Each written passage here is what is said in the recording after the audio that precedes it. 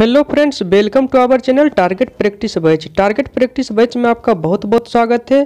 आज हम आपके लिए वीडियो के नेक्स्ट भाग को लाए हैं, जिसमें कि 1000 प्रश्नों का संग्रह का अगला भाग है। तो चलिए वीडियो को शुरू करते हैं। आज का मेरा पहला प्रश्न देखिए क्या दिया हुआ है कि छोटे विद्यार्थियों में निम्नलिखित में से कौन सा लक्षण पठन कठिनाई का नहीं है। तो कौन सा लक्षण पठन कठिनाई का नहीं है? जो पठन कठिनाई होता है वाक विकार उसे बोला जाता है, और इसका अंग्रेजी क्या होता है? इसे डिसलेक्सिया के नाम से जानते हैं, डिसलेक्सिया। ठीक है। और लेखन संबंधी जो कठिनाई होता है उसे डिसग्राफिया के नाम से जाना जाता है। अब यहाँ पे देखिए पूछ रहा है कि पठन कठिनाई का नहीं है छोटे शिक्षार्थियों के लिए। तो पठन गति और प्रवाह में कठिनाई, यानी कि जो बच्चा छोटा रहता है वो उसका पठन गति जो होता है वो धीमा होता है, और प्रवाह में कठिनाई होता है कि प्रवाह भी धारा प्रवाह वो पढ़ नहीं पाता है, धीरे धीरे पढ़ता है। तो ऑप्शन नंबर ए यहाँ से राइट आंसर हो जाएगा। अब चलिए चलते हैं वीडियो के नेक्स्ट प्रश्न की ओर।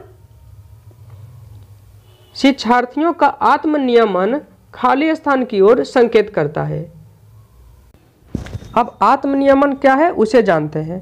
तो आत्मनियमन है कि the ability of a person और a group to exercise all necessary function of regulation without intervention from an external authority. तो यहाँ से इसका राइट आंसर कौन सा हो जाएगा? यहाँ से इसका राइट आंसर हो जाएगा अपने सीखने का स्वयं पर्यवेक्षण करने की उनकी जो योग्यता होती है वही क्या कहलाती है? आत्मनियमन कहलाती है। ठीक है। अब चलिए चलते हैं नेक्स्ट प्रश्न की ओर।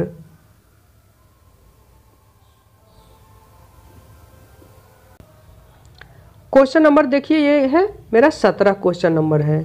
ठीक है। तो इसमें दिया हुआ है क्या?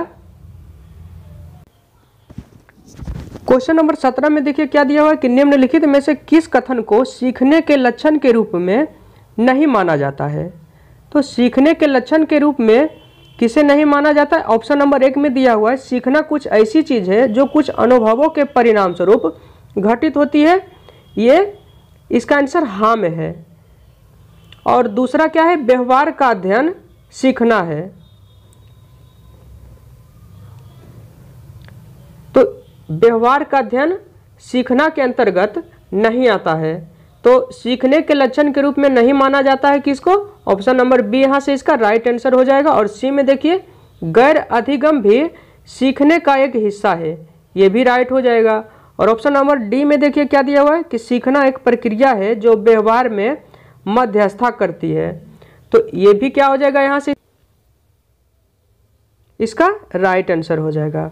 अब चलिए चलते हैं क्वेश्चन नंबर 18 की तरफ। क्वेश्चन नंबर 18 में देखिए क्या दिया हुआ है कि गिलफोर्ड ने अभिसारी चिंतन का प्रयोग किसके समान अर्थ में किया है? Question number 18। ठीक है। तो अभिसारी चिंतन और अपसारी चिंतन एग्जाम में बार बार आता है। तो सबसे पहले हम जानते हैं कि अभिसारी चिंतन और अपसारी चिंतन क्या है। तो पहले हम अपसारी चिंतन के बारे में जानते हैं। कौन सा? अपसारी चिंतन।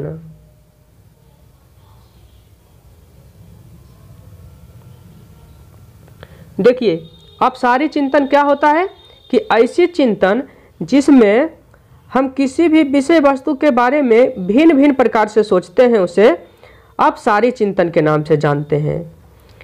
तो अपसारी चिंतन में क्या होता है कि एक ही समस्या के समाधान के लिए भिन्न भिन्न विचारों का प्रयोग किया जाता है। जैसे कि पूछ दिया कि ईश्वर को प्राप्त करने का सही मार्ग क्या है, तो इसके बारे में सभी लोगों का जो मत होता है वो अलग अलग होता है। ये आपका हो गया अपसारी चिंतन। और इसके बाद फिर आ जाएगा अभिसारी चिंतन। तो अभिसारी चिंतन क्या होता है? अपसारी चिंतन का ठीक विपरीत होता है। अभिसारी चिंतन का परिभाषा है कि ऐसा चिंतन जिसमें हम किसी भी विषय वस्तु के प्रति श्रेष्ठ विचार रखते हैं। जैसे पूछ दिया कि ईश्वर को पाने का सही मार्ग क्या है, तो इसका जो मत है सभी लोगों द्वारा अलग अलग प्रकार से व्यक्त किया जाएगा, तो वो हो जाएगा अपसारी चिंतन।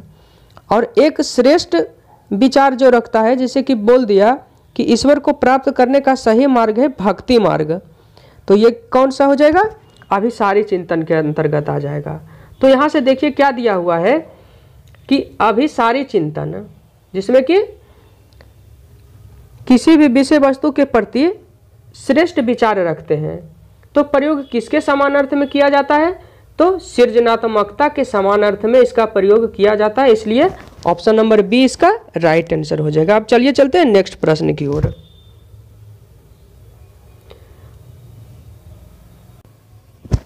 क्वेश्चन नंबर 19 में आप देखिए दिया हुआ है कि राष्ट्रीय पाठ्यचर्या की रूपरेखा 2005 में बातचीत की गई है।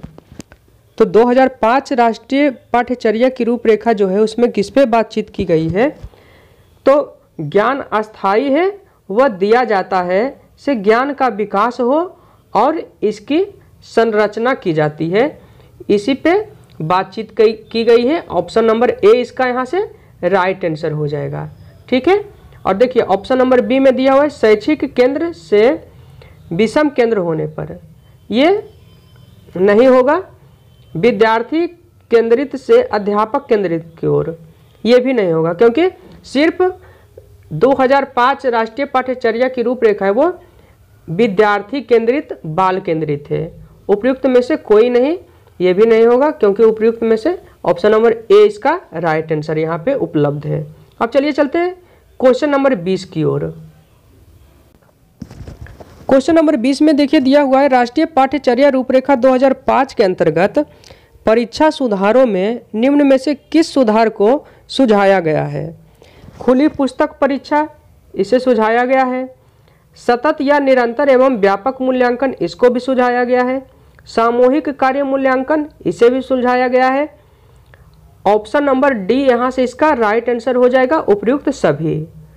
क्वेश्चन नंबर नेक्स्ट को देखिए 21 को, इसमें दिया हुआ है अभिवृत्ति के बारे में कि अभिवृत्ति है,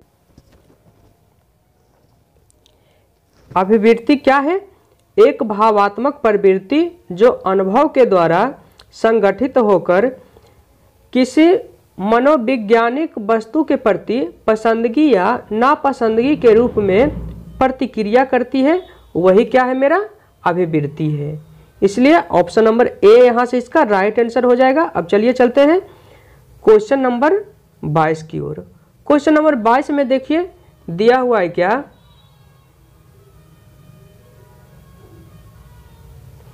कि सृजनशीलता के पोषण के लिए एक अध्यापक को निम्न में से किस विधि की सहायता लेनी चाहिए।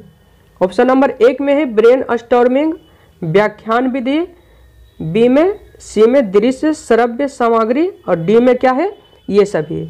सबसे पहले जानिए कि ब्रेन स्टॉर्मिंग इसका यहाँ से राइट आंसर हो जाएगा, और ब्रेन स्टॉर्मिंग क्या है इसके बारे में हम जानते हैं। तो ब्रेन स्टॉर्मिंग जो है वो एक आविष्कार और खोज है जिसमें शिक्षक विषयों का पता लगाने के लिए विचार विकसित करने और किसी समस्या के समाधान का प्रस्ताव देने के लिए दूसरों के साथ सहयोग करता है। तो ऑप्शन नंबर ए इसका राइट आंसर हो जाएगा। यदि आपको मेरा वीडियो अच्छा लगता है तो मेरे चैनल को शेयर, सब्सक्राइब और लाइक जरूर कीजिएगा। 1000 प्रश्नों का सिलसिला जारी रहेगा। पूरा वीडियो देखने के लिए आपका बहुत बहुत धन्यवाद। फिर मिलते हैं वीडियो के नेक्स्ट भाग में।